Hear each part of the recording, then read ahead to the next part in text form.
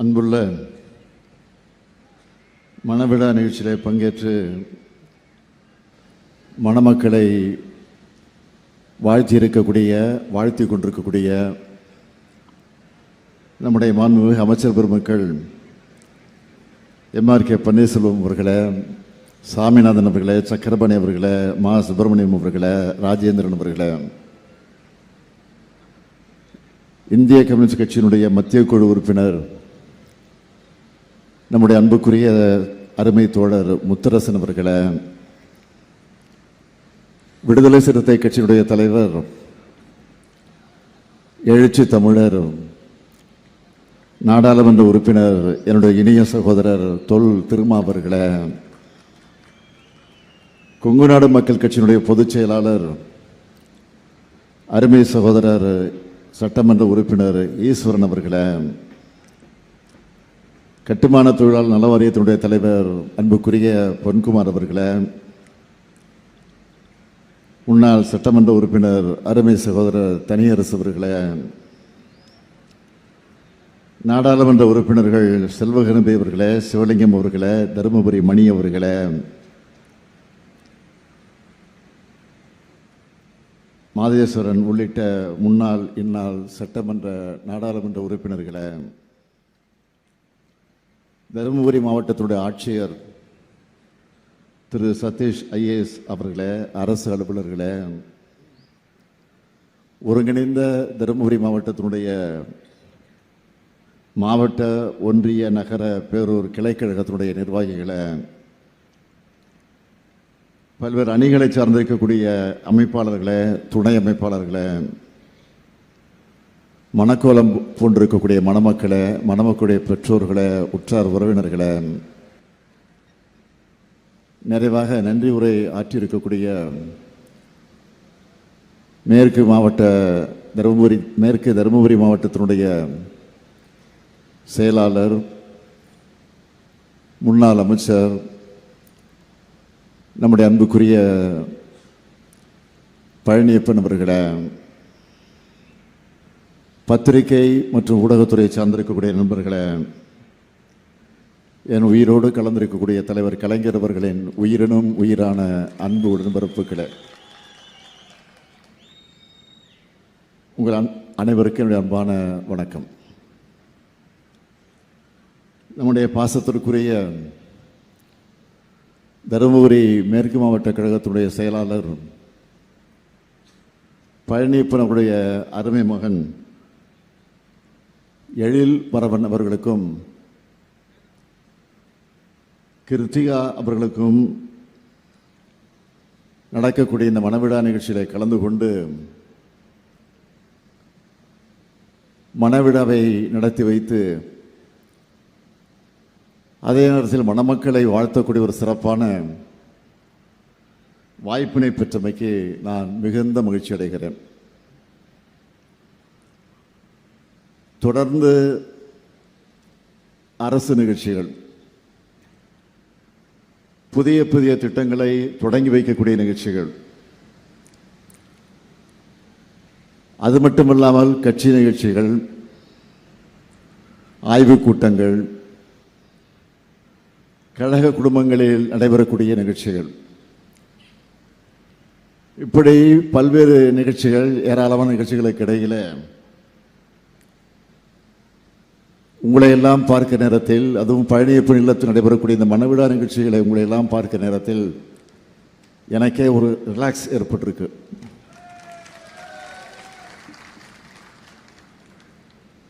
நேற்று முன்தினம் நம்முடைய மகளிருக்கான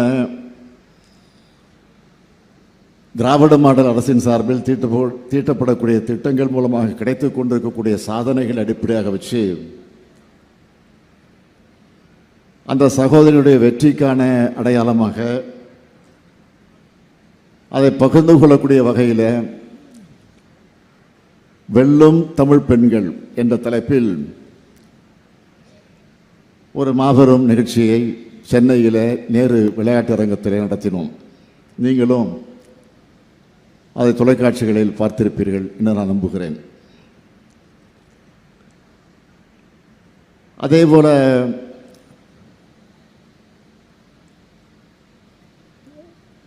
நம்முடைய மகளிருக்கு கலைஞர் பெயரால் வழங்கப்படக்கூடிய மகளிர் உரிமை தொகை,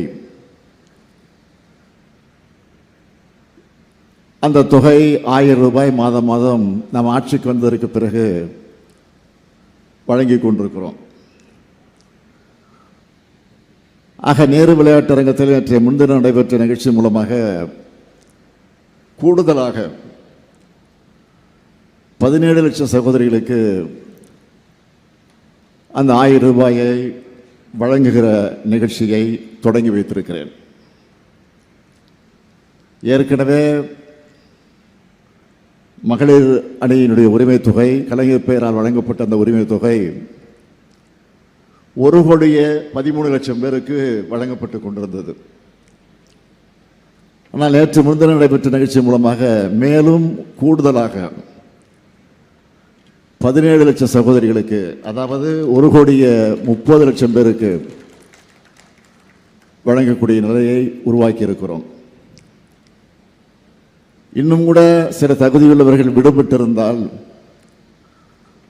அவர்கள் உடனடியாக அப்பீல், அதாவது கோரிக்கையை வைத்தால் அவர்களுக்கும் நிச்சயமாக வழங்கப்படும் என்ற நம்பிக்கையை, உறுதியை நான் இந்த நேரத்தில் தெரிவித்துக் கொள்ள விரும்புகிறேன். அது மட்டுமல்ல, அது இன்னும் உயரும் என்று கூட சொல்லியிருக்கிறேன். அப்படிப்பட்ட மகிழ்ச்சியான நாளில் தான் இன்னொரு பெருமிதமான செய்தியும் வெளியாச்சு. அதை நீங்கள் தொலைக்காட்சியில், பத்திரிகைலாம் பார்த்துருப்பீங்க. அதாவது ஒரு நாட்டோட, ஒரு மாநிலத்தோட முன்னேற்றத்திற்கான அறிகுறியாக இருக்கக்கூடிய ஜிடிபி, அந்த ஜிடிபி வளர்ச்சியில் இன்னைக்கு தமிழ்நாடு தான் நம்பர் 1 மாநிலமாக உருவாகி இருக்கு.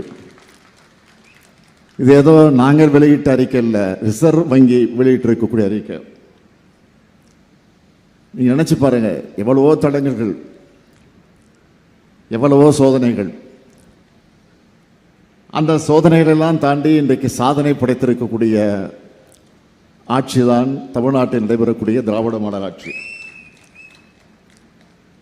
இன்னொரு பக்கம் தேர்தல் வேலைகள், அதில் குறிப்பாக எஸ்ஆர்ஐ என்ற ஒரு சட்டத்தை கொண்டு வந்து அந்த பணி வேறு நடைபெற்றுக் கொண்டிருக்கிறது. இங்கே கூட நம்முடைய எழுச்சி தலைவர், எழுச்சி தமிழர் நம்முடைய தொல் திருமாவர்கள் பேசுகிற போது குறிப்பிட்டு சொன்னார், இன்றைக்கு இந்த எஸ்ஆர்ஐ பணியிலே திராவிட முன்னேற்ற கழகம் எந்த அளவிற்கு அவருடைய கட்டமைப்பு முறையாக அமைத்திருக்கக்கூடிய காரணத்தால் அந்த பணியை வெற்றிகரமாக நடத்தி கொண்டிருக்கிறார்கள் என்று பெருமையோடு குறிப்பிட்டு சொன்னார். உண்மைதான். ஆக அந்த எஸ்ஆர்ஐ பணியில் இன்றைக்கு பம்பர மாதிரி நம்முடைய தோழர்கள் செயல்பட்டு கொண்டிருக்கக்கூடிய காட்சியை பார்த்து எல்லோரும் அதை குறிப்பிட்டு சொல்லுகிறார்கள், பெருமைப்படுகிறார்கள். எதற்கு என்று சொன்னால், நம்முடைய வாக்குரிமையை நாம் காப்பாற்றியாக வேண்டும். ஆக விழிப்போடு நாம் வேலையை பார்த்திருக்கிறோம். ஆனால் அதே நேரத்தில் பாதி வேலை தான் முடிஞ்சிருக்கு, இன்னும் பாதி வேலை இருக்கு. தேர்தல் நடந்து வாக்கு எண்ணிக்கை முடிஞ்சு ரிசல்ட் அறிவிக்கிற வரைக்கும் நமக்கு வேலை இருக்கு, நீங்க மறந்துடக்கூடாது. 2 வாரத்தில் டிசம்பர் மாதம் முடிஞ்சு புத்தாண்டு வரப்போகுது, ஜனவரி 1ஆம் தேதி வரப்போகுது. அதற்கு பிறகு தேர்தலுக்கு கொஞ்ச நாள் தான் இருக்கு. அதனால நான் உங்களை எல்லாம் கேட்டுக்கொள்ள விரும்புவது, நம்முடைய சாதனைகளை, திட்டங்களை, நாம் ஆற்றக்கூடிய பணிகளை மக்களுக்கு சென்றடைந்திருக்கிறது, மறுக்கல. ஆனால் என்னதான் சென்றடைந்திருந்தாலும் இங்கே நம்முடைய தோல் திருமாவர்கள் குறிப்பிட்டதை போல இன்றைக்கு எதிரிகள் நம்ம வீழ்த்த வேண்டும் என்று நினைக்கக்கூடியவர்கள் எவ்வளவுதான் அந்த பணியில் ஈடுபட்டாலும் அதையெல்லாம் வெற்றி கொண்டு கொண்டிருந்தாலும் ஆமாம், ஏமாந்து விடக்கூடாது அடிப்படையில் அவர் குறிப்பிட்டு சொன்னார். உண்மைதான். ஆக நம்முடைய சாதனைகளை, நம்முடைய திட்டங்களை வீடு வீடாக சென்று மக்களிடத்தில் எடுத்து சொல்லக்கூடிய அந்த பணிகளில் ஈடுபட்டு அவைகளெல்லாம் வாக்குகளாக மாற்றணும். 7வது முறையாக திராவிட மாடல் ஆட்சி உருவாகி இருக்கிறது என்ற பெருமை நமக்கு வந்தாகணும். தமிழ்நாட்டினுடைய வளர்ச்சியை தொடரணும். அது இதனுடைய பங்கும் அதில் நிச்சயமாக இருக்க வேண்டும். நம்முடைய பழனியப்பன் அவர்களை பற்றி நான் சொல்ல வேண்டும் என்று சொன்னால், அவர் முன்னாள் அமைச்சராக இருந்தவர், உங்களுக்கெல்லாம் நன்கு அறிமுகமானவர். அவரை பற்றி நான் அதிகமாக உங்களிடத்தில் எடுத்துச் சொல்ல வேண்டிய அவசியம் இல்லை. காரணம், அவர் ஆற்றக்கூடிய பணிகளால் நீங்கள் அறிந்தவர்கள். என்னை பொறுத்தவரை நான் சொல்ல வேண்டும் என்று சொன்னால், அவர் அதிமுகவில் இருந்தபோது அமைச்சராக பொறுப்பேற்று பணியாற்றிய போது நாங்கள் எல்லாம் எதிர்க்கட்சி வரிசையில் உட்கார்ந்திருப்போம். அவர் ஆளுங்கட்சி வரிசையில், அமைச்சரவையில் வரிசையாக சட்டமன்றத்தில் உட்கார்ந்திருப்பார். அப்படி உட்கார்ந்திருக்கிற போது ஒவ்வொரு டிமாண்ட் ஒவ்வொரு அமைச்சருக்கு அந்த துறையின் சார்பில் அந்த டிமாண்டை சட்டமன்றத்தில் தாக்கல் செய்து அந்த அவையில் அது குறித்து பேசிய சட்டமன்ற உறுப்பினருக்கு பதில் சொல்லக்கூடிய வகையில் ஆளுங்கட்சியினுடைய அமைச்சர் பொறுப்பாக பதில் சொல்லணும். ஆனால் அதிமுகவை சார்ந்தவர்கள் எந்த அமைச்சர்களும் பொறுப்பாக இதுவரையில் பதில் சொன்னதில்லை. ஆனால் ஒரே ஒரு அமைச்சர் பதில் சொன்னார் என்று சொன்னால் அது பழனியப்பனாகத்தான் இருக்கிறது. அது மட்டும் இல்லை, மற்ற அமைச்சர்கள்லாம் பதில் சொல்லுகிற போது நாங்கள்லாம் பாதிக்கப்பட்ட ஏஞ்சி போய் வெளில போய் உட்காந்துருவோம், லாபியில் போய் உட்காந்துருவோம், இல்லை வீட்டுக்கு கூட போயிடுவோம். ஏன்னா அந்த அளவுக்கு வாய்க்கு வந்தபடியெல்லாம் பேசுவார்கள், ஏசுவார்கள், விமர்சனம் செய்வார்கள். விமர்சனம் செய்யட்டும், வேண்டாம் சொல்ல, குறைகளை சொல்லட்டும், தவறு இல்லை. தனிப்பட்ட முறையில் தாக்கி பேச ஆரம்பித்துடுவார்கள். ஆனால் பழனியப்பன் பதில் சொல்கிறார்னு சொன்னால் நாங்கள் அத்தனை பேரும் சட்டமன்றத்தில் உட்கார்ந்திருப்போம். நான் நம்முடைய சட்டமன்றத்தை சொல்லுவேன், பழனியப்பன் பதில் சொல்ல போகிறாரு, அதனால் நம்ம யாரும் வெளியில் போவானா உட்காருவோன்னு நான் சொல்லுவேன். அந்த அளவிற்கு கண்ணியத்தை அந்த ஜனநாயக மாண்போடு பாதுகாத்தவர், காத்தவர் நம்முடைய பழனியப்பன் என்று சொன்னால் அது நிச்சயம் மிகாது. அதனால்தான் அவர் கழகத்தில் சேர்ந்தவுடனே அவரை வரவேற்ற போது நான் சொன்னேன், உங்களிடத்தில் எனக்கு பிடித்தது சட்டமன்றத்தில் யாரையும் விமர்சனம் செய்யாமல் கடமையோடு நீங்கள் உரையாற்றி அந்த பணியை நிறைவேற்றினீர்கள், அதுதான் எனக்கு ரொம்ப பிடிக்கும்னு சொன்னேன், வெளிப்படையாக சொன்னேன்.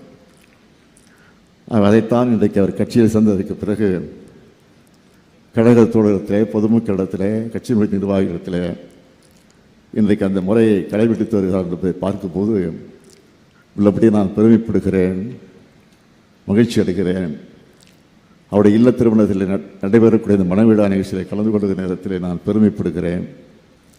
இன்றைக்கு மணக்கோலம் பூட்டக்கூடிய மணமக்கள் எல்லா வளங்களையும் பெற்று சிறப்போடு வாழ வேண்டும் என்று நான் அந்த நேரத்தை அன்போடு கேட்டுக்கொண்டு, புரட்சி கவிஞர் பாவேந்தர் பாரதிதாசன் எடுத்து சொல்லி இருக்கக்கூடிய வீட்டிற்கு விளக்காக நாட்டிற்கு தொண்டர்களாக இருந்து வாழுங்கள் வாழுங்கள் என்று வாழ்த்தி நான் திருவண்ணாமலை நிகழ்ச்சிக்கு செல்ல வேண்டியிருக்கக்கூடிய காரணத்தால் நீண்ட நேரம் இருந்து நிகழ்ச்சியில் கலந்து கொள்ள முடியாமைக்காக உள்ளபடி நான் வருத்தப்படுகிறேன் என்பதை மட்டுமே எடுத்து சொல்லி, அதே நேரத்தில் மணக்கோலம் கொண்டிருக்கக்கூடிய மணமக்கள் வாழ்க வாழ்க வாழ்க என்று வாழ்த்தி விடைபெறுகிறேன். நன்றி, வணக்கம்.